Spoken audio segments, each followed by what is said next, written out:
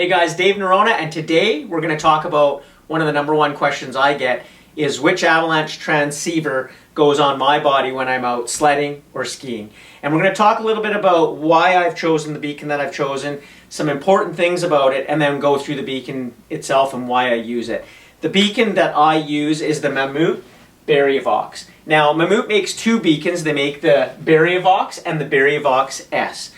If you're an avalanche professional, a full-time guide, then the S is the model for you. And that's why guides use them, is they have more functionality. You can put it in analog mode, and they're more complicated. So they're better for someone who is a professional and practices every day with their beacon. For myself and other enthusiasts that sled or ski, really all you need is the Mammut Barryvox, because it's simple. Now, one of the important things when we talk about beacons is we need to also talk about how we're using them and how we're traveling through the backcountry. So my rule when I go out with my friends is that there's only one person in our group exposed on a slope, whether that be for sledding or skiing, at a time. So if there's three of us out there, there's one person going down or up the slope and the other two are not. And why we do that is that if something happens, namely an avalanche, there's going to be two people looking for one person, not one person looking for two people. Now the stats, there's no denying the stats, and the stats are that if two people get caught in an avalanche and you're an enthusiast group, whether you've been sledding for 30 years, your chances of pulling out both of those people are slim to none. So if two people get buried, usually one survives and the other one does not. If three people get buried, two die and one survives. If you do pull out more, consider it a very lucky, and especially if there's not a professional guide in your group. It's not to scare you, those are the realistic statistical numbers. So it's important that you know that, and it changes the way you should travel through terrain. And that's why I've been doing it for 30 years, and it doesn't mean I'm perfect at everything I do, but it means I choose that way so that if we ever have to rescue somebody, we have more people rescuing one person than one person rescuing multiple people.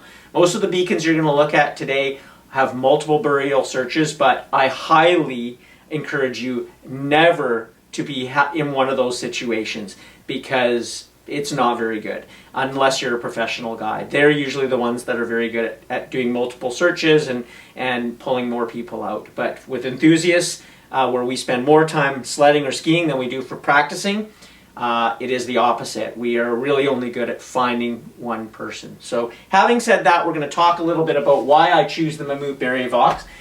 One reason is it has the largest or the widest and greatest search area, which is 70 meters. So that means where a person is 70 meters from that, you're going to start picking up their signal. So it just gives you a bigger area and you're going to pick it up faster, the signal, and if you do, it means you're going to get to the person quicker and your chances of pulling that person out is better.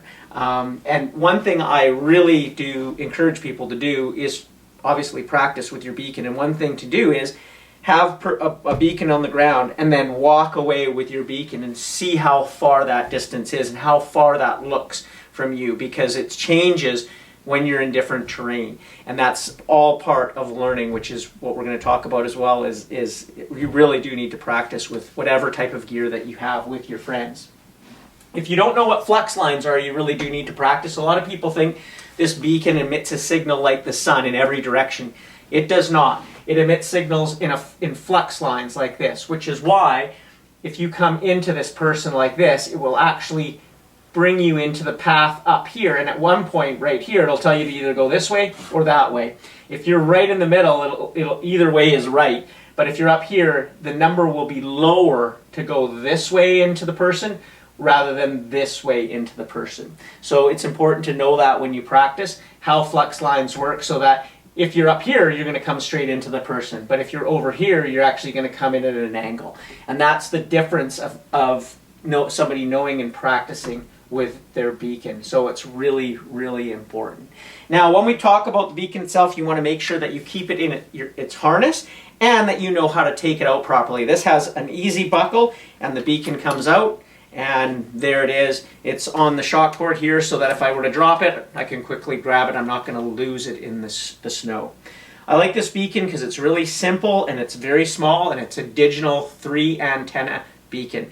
Mammut has been making beacons since 1968, so they are very well versed, and this beacon has been very similar for so many years because it just works and works extremely well.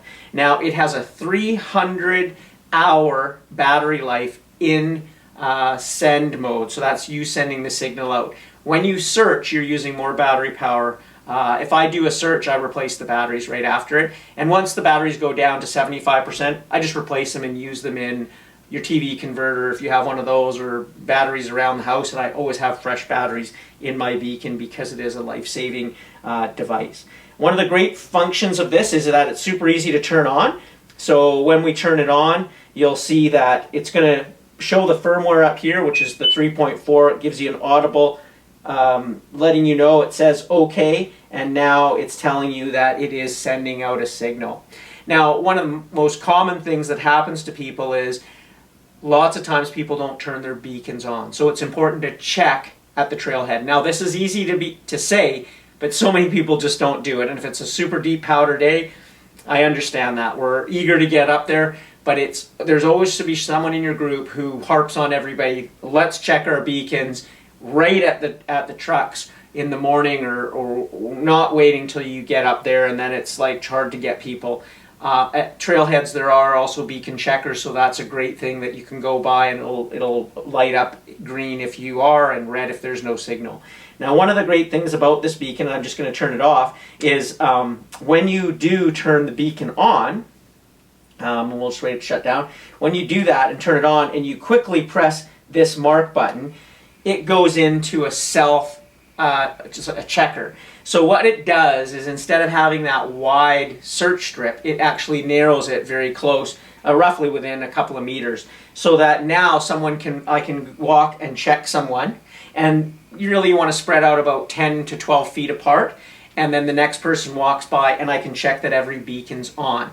If I were to leave it on the main, obviously those people would need to be way further apart. So all that does is just shorten that search strip, and then I can check all my friends for the day, and then someone can check me, and then pushing it to get back. So super, super easy, and then it just sits in my harness all day, and if I need to use it, very easy to put it into search, and you can see it does this line here that I've drawn here, and this is just what's great about this beacon is it tells you that when you're looking for a signal, which we haven't got one yet, we're not going to get one because there's no beacons on, is that it tells me what to do. Don't just walk down the hill. You're going to walk to the edges, not roughly 20 meters this way, then across that way, without descending a whole lot, because we don't want to miss and have to walk uphill. We want to do that, and if there's more people doing that, you can keep your distance so that you can find that person quicker. And then it's going to, once you do get a signal, it'll start to relay how far you are away from that person, and also give you an arrow in which to go that direction. We're going to follow in these flex lines to the person, and the number should always be getting lower. Once you get close, then you're going to get down onto the snow and you're going to pinpoint where it is, and then you can start using your probe to probe for that, and once you get a strike, you leave your probe there. Now, if there were multiple burials along that, this beacon would actually put up another little person, and you'd know there's 2 or 3 or more. Hopefully not, but that would let you know. Once you probe and you get that strike, you hit the mark button, so you've marked that person. And now it will ignore that signal, and it will go after the other signal, and then you can look for the other person while somebody is digging out, the other people are digging out that person. So very useful beacon, very easy to use. And one of the great functions too that this has is that if another beacon slide were to happen, the idea is that if this was hit, it puts it back into send mode, so that if you got hit by an avalanche and this dropped down, it would hit, and hopefully now you're sending out a signal, so now people could find you, and that's the whole idea behind that. So a really nice, simple beacon that works really well. is why I use this, and I have a lot of friends who are professional guides, and they all recommend this beacon, and that's why I've been using it for 5 years now and absolutely love it.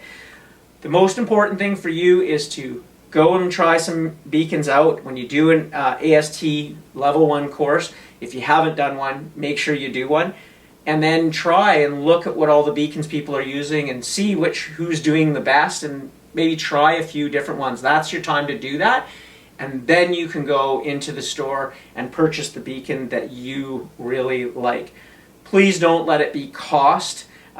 This beacon is not a high cost for considering what it does, and it saves a life. So make sure you get a proper beacon. The other great thing about this is that there are software updates available, and when they are, they're easy to update right into the digital software. So you don't have to go out and buy a new beacon.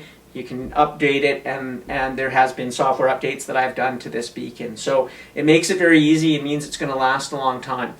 With that said, make sure you look after your beacon. Mine is always kept in here, and when I'm not using it, and I keep it in a safe spot so it's not doesn't get banged around. And then I change my batteries, like I said, when it goes down to 75%. Really easy to look after them. And you do spend money on them, and they're also a life-saving instrument, so make sure you look after it.